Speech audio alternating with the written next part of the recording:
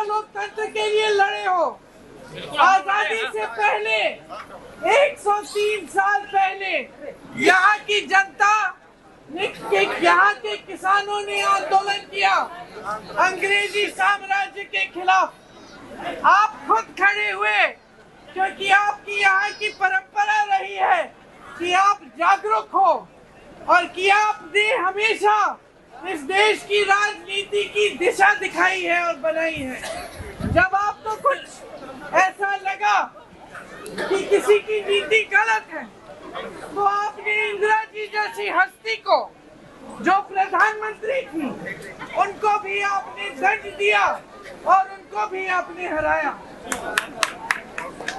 ये आपकी परंपरा रही है। इंदिरा जी ने आपसे सीखा। जब आपने हराया नाराज नहीं हुई, जब आपने हराया आप पे गुस्सा नहीं निकाला जैसे आजकल नेता करते हैं। उन्होंने कहा कि जनता कुछ कह रही है, मुझसे गलती हुई है तो मुझे सीखना है, मुझे सुधरना है। और उसके बाद 3 साल बाद जब फिर से चुनाव लड़ने आई अपनी गलतियों को समझकर, तो आपने उनको फिर से जिताया।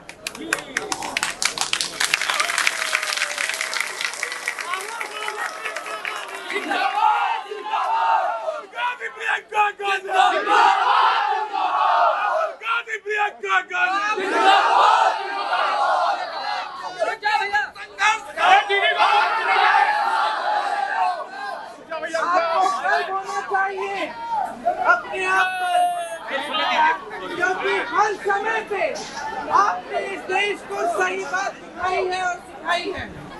आज इस देश में जो सरकार है उसने आपको पूरी तरह से नकारा है।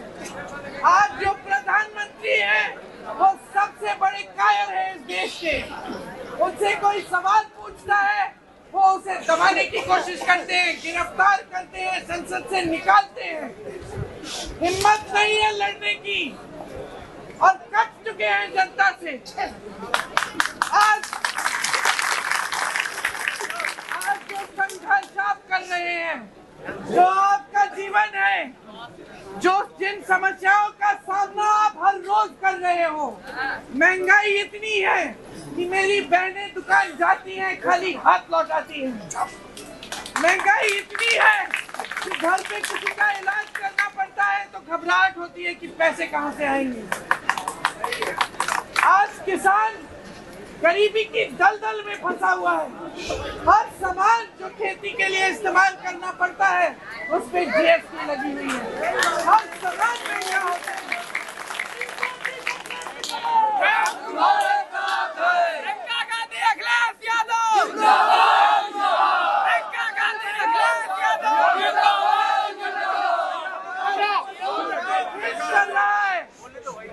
साल हो गए हैं आवारा पशु आपके खेत चल रहा है।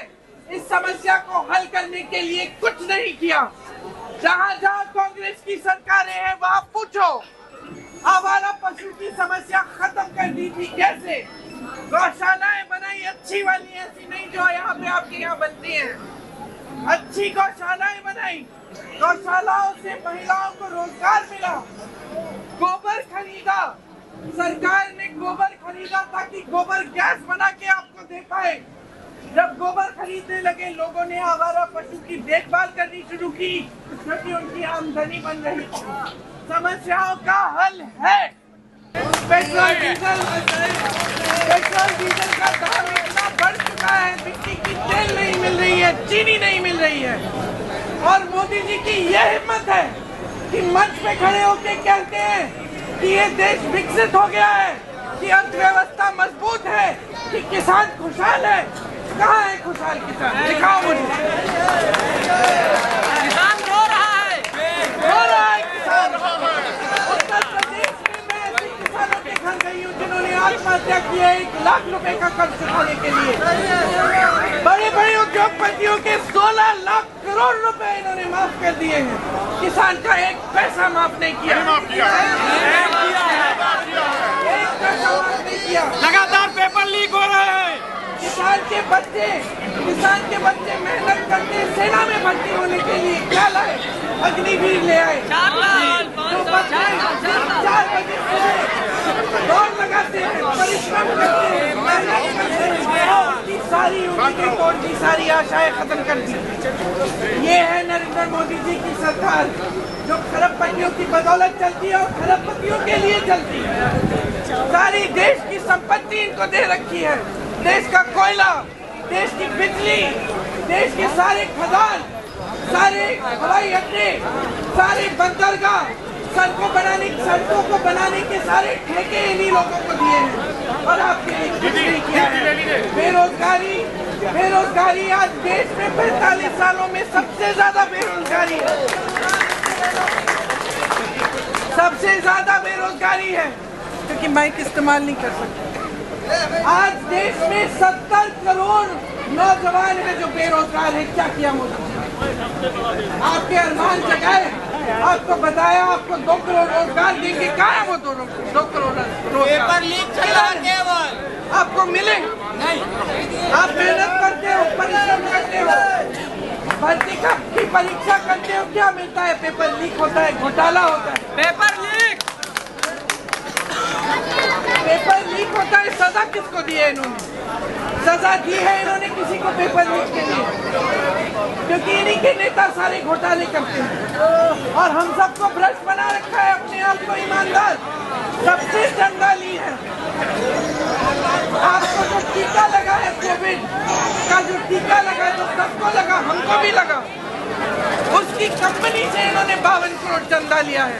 गुजरात में पुल गिरा, सैकड़ों लोग मर गए, सैकड़ों लोग बह गए पानी में, उस पुल बनाने वाली को कंपनी से उन्होंने चंदा लिया है। 60 गांठ है इनकी, बड़ी बड़ी खरबपतियों से, इनको कोई परवाह नहीं है आपसे, आपकी कोई परवाह नहीं है। जाग जाओ,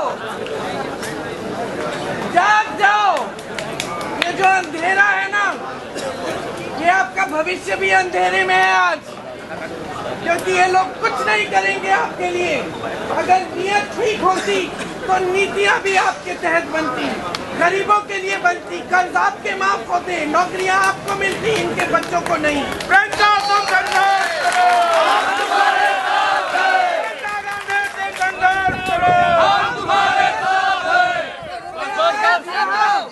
आपसे आग्रह करने आई हूँ कि जो जागरूकता आपने सदियों से दिखाई है, जो दिशा आपने इस देश को सदियों से दिखाई है, वो दिशा आज फिर से दिखाओ।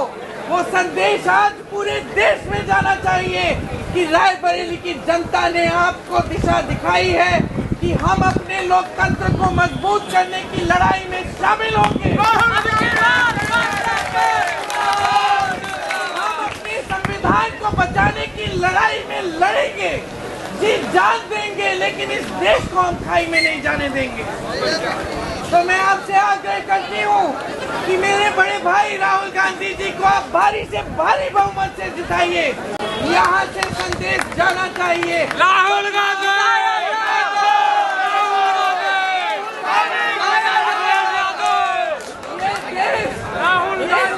बदलाव चाहता है।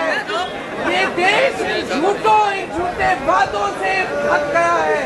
ये नाटक नौटंकी जो मोदी जी ने रोज टीवी पे चलाई हुई है, इससे थक गया है ये देश छुटकारा चाहता है इन लोगों से।